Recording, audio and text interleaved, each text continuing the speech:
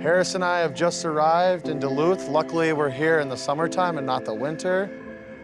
Who are we meeting with today? We're meeting with Dr. Pluimer from UMD, material science guy. Excited to be in our home state. That's really my passion. I love teaching. I love helping educate this next generation of engineers and scientists to use more sustainable and resilient materials. What is that in the plastics world? What does that mean? Why is plastic pipe more resilient than other products? I guess the best way to summarize it is this. Sustainability is trying to develop materials, processes, products that are going to not adversely impact future generations. So we want your generation and your kids and future generations to have the same quality of life that we have. So it's really important to commit to using sustainable materials that we're not going to adversely affect their livelihood in the future. Resiliency, on the other hand, is similar. We want to maintain and make sure that our products and our road construction products and other things last a long time and are resilient to various events.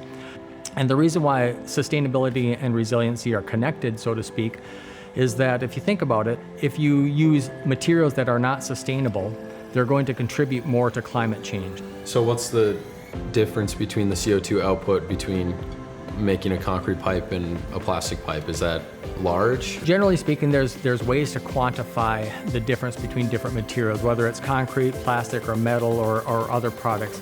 And what we do is called a life cycle analysis. And a life cycle analysis basically looks at every product and analyzes the sources of materials, how many trucks it takes to get the materials or the products to a job site. And we try to quantify the environmental impact of each of these steps. Overall, we definitely see that there's a significant advantage of plastic pipes relative to other traditional materials, both concrete and steel, especially if you use plastic pipes with recycled content. As young guys, we hear a lot of negatives about plastics. What's your response to that?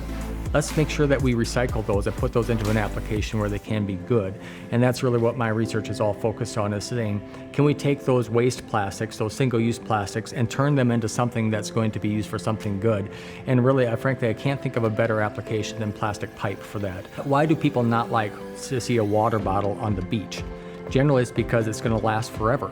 So let's take that bottle, let's convert it into something that we're going to bury in the ground, and it's going to last 100 years. It's the ultimate redemption story of the plastic pollution problem that we have, is to turn that into something that's going to last forever. So tell us a little bit about the process from turning a detergent bottle into a plastic pipe. Really, the process is this. If you do curbside recycling, for example, you might be familiar with setting your plastic materials in these bins out at the end of the driveway. Those go to a sorting facility, typically, where they sort the good plastics from the bad. Really, that means, for our sake, the plastics that are suitable for plastic pipe from those that are not. And then once we have the high-density polyethylene, which are the materials that we really want for the plastic piping industry, sorted, then we go into a process of washing them thoroughly, usually through 3 or 4 different wash stations to get rid of all of the contaminants that are on that material. And then we cut that material up, chop it up into what's called flakes. So we have these little polyethylene flakes. And then we take those flakes, we wash them again, and then we put them through what's called an extruder. An extruder is simply a screw that melts and homogenizes the material, so we get this basically a strand, looks like a spaghetti strand coming out the end of the extruder.